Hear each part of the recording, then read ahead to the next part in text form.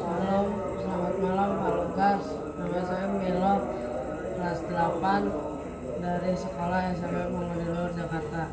Sekarang saya akan menanyakan beberapa pertanyaan wawancara untuk Bapak. Ya,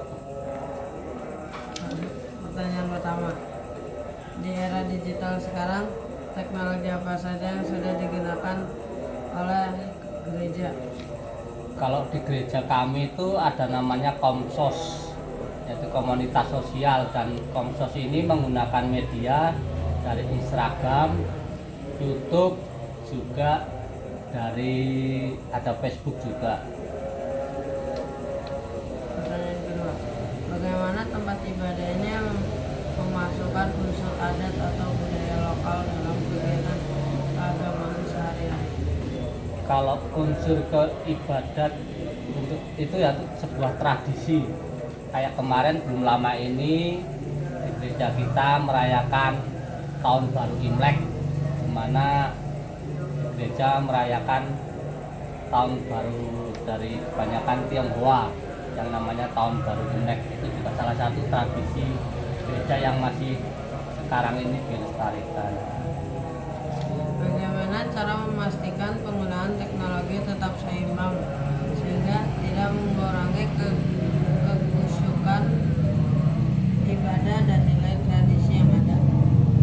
Untuk menggunakan teknologi supaya seimbang, yaitu gereja itu menerapkan ya sesuai dengan apa yang sudah diterapkan dalam gereja, ada aturan-aturannya dan ada batas-batasannya dalam penggunaan media sosial itu sendiri. Pesan apa yang biasanya disampaikan kepada umat atau jemaat agar dapat berkomunikasi dengan sopan dan bijak di media sosial? Ya, salah satunya berkomunikasi dalam media sosial itu dengan ucapan kata-kata. Misalnya dalam media sosial kayak Instagram itu dalam penyampaiannya itu harus sesuai dengan apa yang diajarkan oleh gereja, yaitu dengan sopan santun dan ajaran akan cinta kasih, sehingga dalam bermedia sosial itu dapat berjalan baik, selaras, tentunya dapat seturut dengan kehendak gereja itu sendiri. Bagaimana tempat ibadah menjalani hubungan atau kerjasama dengan komunitas agama lain di lingkungan sekitar? Komunitas agama lain di gereja kami itu ada namanya komunitas kerukunan antar umat beragama.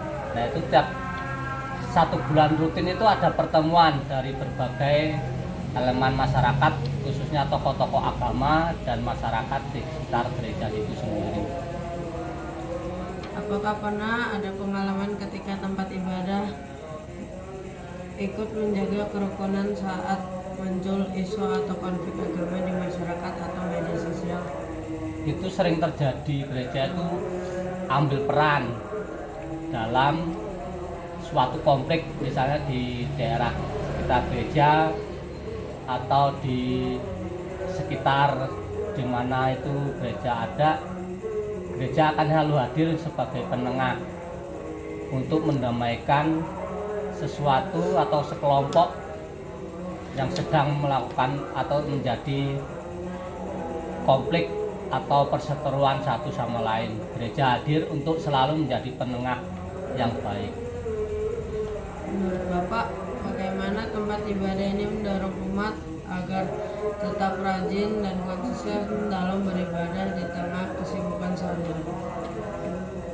Untuk mendorong supaya umat gereja itu rajin, ya itu gereja sendiri harus konsisten, harus memberikan contoh-contoh atau kegiatan-kegiatan yang mendorong agar umat gereja itu dapat bersemangat dan bersinergi dalam melakukan peribadatan di gereja. Bagaimana cara tempat ibadah menanamkan nilai kejujuran kepada umat, terutama dalam hal pengelolaan dana sosial atau tanggung jawab di kehidupan sehari-hari? Untuk melakukan suatu kegiatan organisasi yang berlandaskan kejujuran, gereja itu juga menerapkannya, yaitu tentang dari contoh-contoh, yaitu ajaran-ajarannya, agar setiap pengurus itu mengutamakan untuk suatu tindakan kejujuran dalam suatu organisasi, khususnya organisasi di dalam gereja, agar terbentuk suatu organisasi yang berkemajemukan, berlandaskan kejujuran, yang berlandaskan pada Tuhan Yesus sendiri. Apa saja langkah nyata yang dilakukan pengurus untuk menunjukkan sikap integritas dalam mengelola kegiatan dan administrasi tempat ibadah?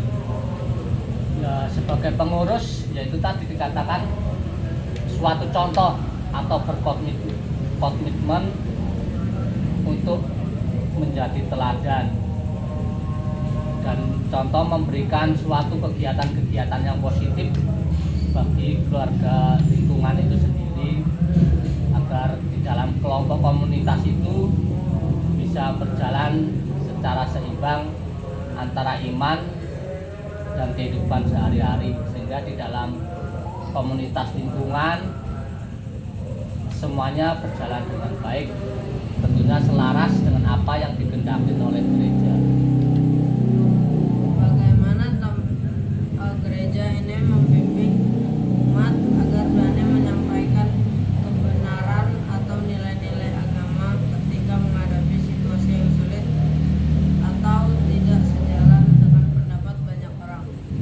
Nah, di sini mengenai kegiatan ini, gereja selalu menanamkan tentang kejujuran kepada semua umat gereja. Bagaimana dalam penerapan kehidupan sehari-hari itu supaya dilandaskan dari iman, kejujuran, dan tentunya penuh dengan cinta kasih, sehingga dalam kehidupan bermasyarakat dapat terjalin suatu keharmonisan yang selaras seturut dengan apa yang diajarkan oleh Tuhan kita sendiri.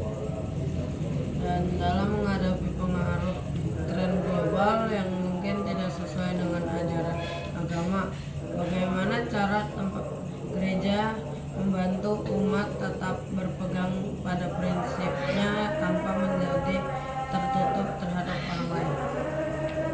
Gereja mengajarkan di dalam era digital ini, yaitu selalu mengingatkan tentang tradisi. Gereja itu mempunyai tradisi-tradisi dari sejak zaman dulu, untuk selalu mengingat agar di era digitalisasi ini umat gereja itu tidak lupa bahwa ada norma-norma yang harus kita jaga, khususnya yaitu tentang tradisi-tradisi gereja yang sudah ada dari sejak dulunya. Dan itulah pertanyaan-pertanyaan yang saya tadi tanyakan.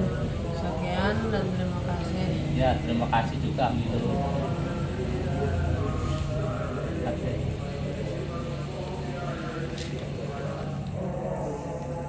Dan pulang coba itu dulu.